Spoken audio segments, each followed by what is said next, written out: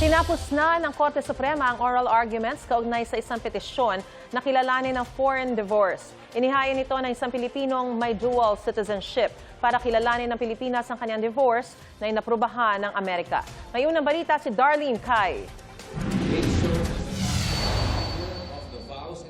Kung isang Pilipino lang at kasal sa Pilipinas ang pag-uusapan, batas sa Pilipinas na walang divorce ang masusunod.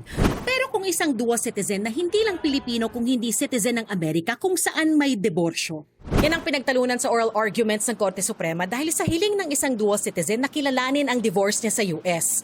Tanong ng isang senior justice sa gobyerno na kinatawan ng Solicitor General, bakit pipilitin ng Estado ang mga mamamayang manatili sa isang relasyon na hindi na nila gusto? What is the fundamental state interest for citizens to stay in a troubled relationship? The state interest, Your Honor, is in the other constitutional provision which provides for the inviolability of Let's marriage. examine. Dalawang nag-uumpugang konsepto ang binabalanse ng Korte. Ang mga karapatan sa konstitusyon kabilang ang pagpili sa mamahalin.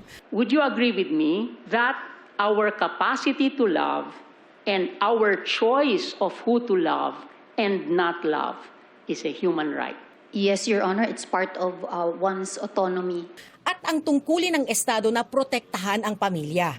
Isa sa tanong sa oral arguments ay kung maaari bang may ibang interpretasyon ng salitang pamilya na hindi kailangang may ama't ina.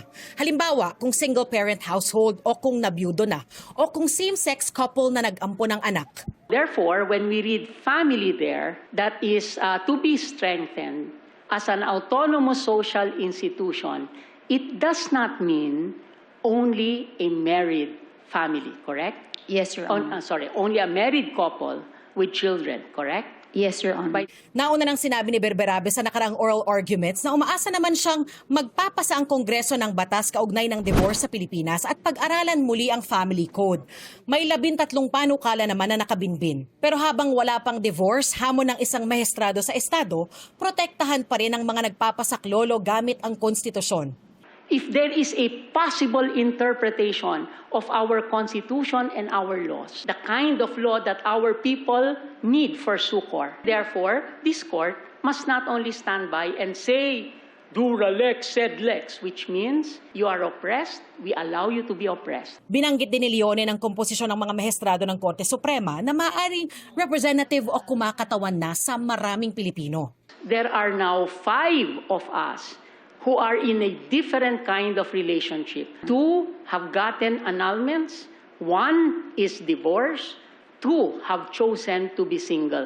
4 na sesyon ng oral arguments kaugnay sa pagkilala ng foreign divorce ang ginawa ng Korte Suprema mula August 2025. Sa pagtatapos nito ay inatasan ni Chief Justice Alexander Hismundo ang mga partido sa kaso at mga amicus curiae na magsumite ng kanilang memoranda sa loob ng 20 araw. Pagkatapos ay hihintayin kung ano ang magiging resolusyon ng Korte Suprema. Ito ang unang balita. Darlene Kai, GMA News.